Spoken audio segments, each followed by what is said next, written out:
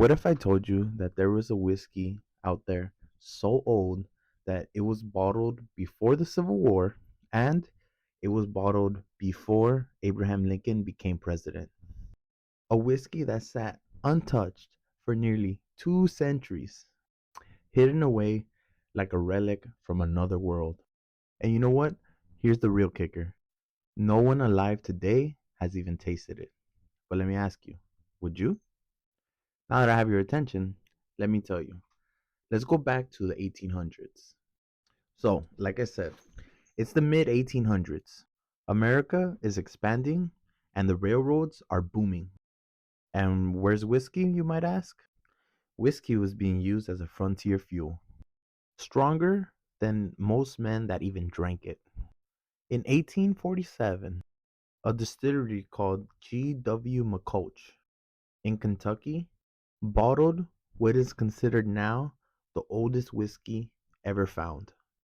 It somehow survived wars, prohibition, and generations of dust until it resurfaced in the hands of none other than banking titan J.P. Morgan's family.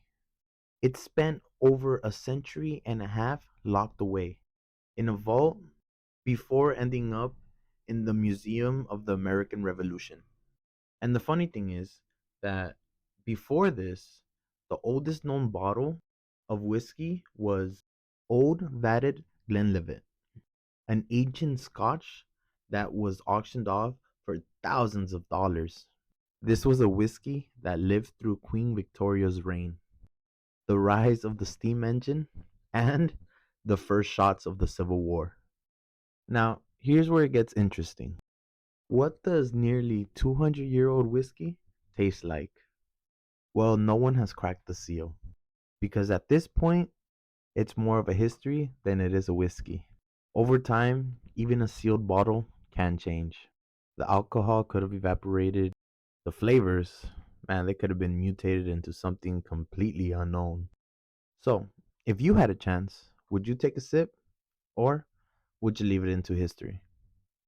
Because as for me, I love whiskey and I would want to try it, but yet I don't know if I would want to open it and destroy the seal.